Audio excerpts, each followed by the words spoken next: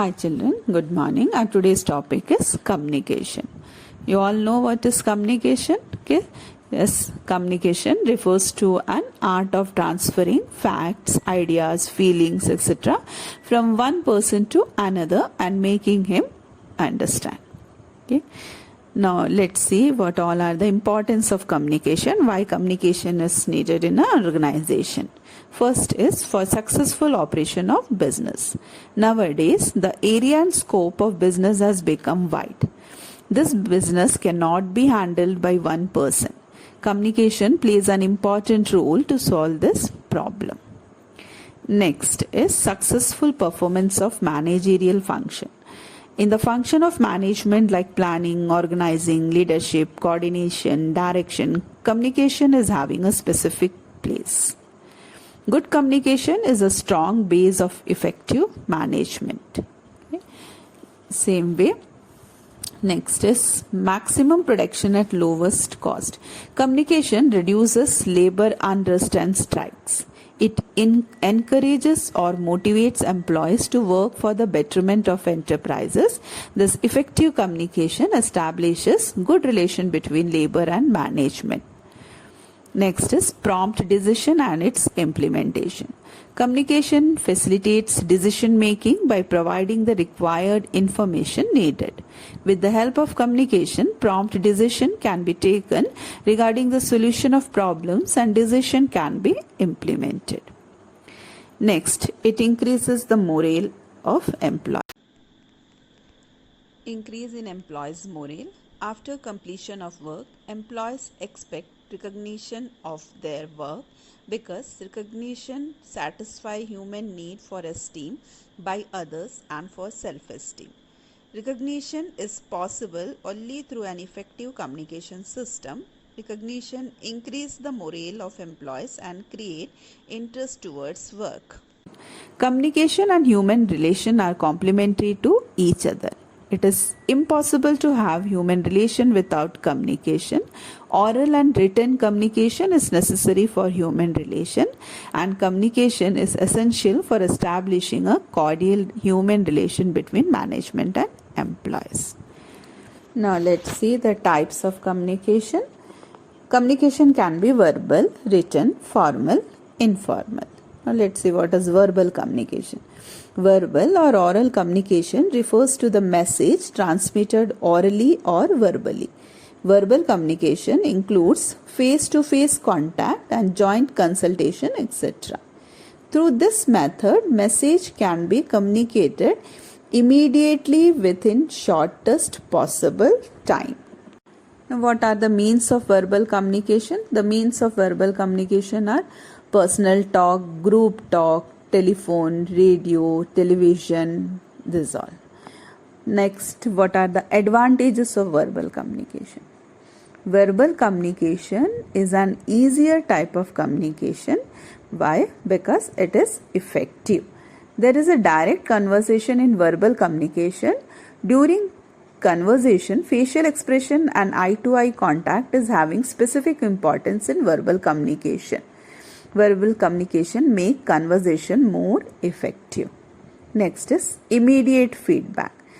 There is a direct contact between the sender and the receiver in verbal communication, and the sender is able to understand the reaction of the message immediately. And necessary modification can be made in the conversation according to the feedback. Next is save time and labor. Verbal communication takes less time if the message is brief. It is one of the fastest means of communication, and it saves labor also. And it is less expensive too. The expenses are not incurred in verbal communication because in other communication expenses are incurred on paper, pen and other equipments, but money is saved in verbal communication. Next is fastest communication. Verbal communication is one of the fastest means of communication. In this method, various activities like asking questions, giving answers, resolving problems take place simultaneously. Next, flexibility. Verbal communication is totally flexible because conversation can be reduced or increased according to the need. There are certain disadvantages of verbal communication also. Let's look into that. First is lack of written proof. One of the major disadvantage of verbal communication is lack of written proof. Then presentation of both parties. Verbal communication is possible only when both the parties are present. It takes lot of time to make both the party present. Thus, if one party is not present, the verbal communication is impossible. Then unfit for lengthy communication. Verbal communication is unfit for lengthy communication because lengthy communication cannot be memorized for a long time. Unsuitable for future reference. In business, some informations are needed for future. These information are not recorded properly, so it is unsuitable for future reference. Then verification. Oral or verbal communication cannot be verified after, since no proof is recorded. Now let's see what is written communication. Written communication refers to the message transmitted in written form. It includes two or more than two parties. For written communication, paper and pen is essential. In big enterprises, bank, insurance companies, communication is done through written communication. Means of written communication, you can say agenda, annual report, bulletins, correspondence, journals, memorandum, minutes. These all are the written communication. Advantages. First is basis of evidence. For evidence, written documents are required, and written documents are required for solving the future dispute. Thus, written communication acts as an evidence. Next is suitable for lengthy information. It is not possible to memorize the lengthy information, thus it should be in written form, which is possible through written communication only. Next is it is economical. Written communication is economical as only pen, paper and typing machines are required.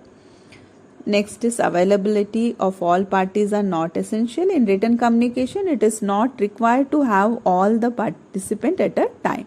The sender can write or type information and send it to other party in this type of communication. Then suitable for future reference. It has got record and proof also. Written communication is suitable for future reference. In court cases, it acts as a proof. Next, certain disadvantages are there. Let's see the disadvantages. Unsuitable for illiterate and blind person. If one of the parties in this type of communication is illiterate or blind, it is unable to read, then this type of communication is not suitable for them. Lack of secrecy. It is difficult to maintain secrecy in this type of communication. Any person can go through the information in future due to its written form. Next, wastage of time, labor and money. Every conversation or message is written in this type of communication which wastes time, labor and money. If any information is left out, then again it is rewritten, which incur more expenses. Next, delayed communication. It takes lot of time to draft, type and send the message. It involves lot of formality in sending messages which cause delay in communication. Okay, thank you.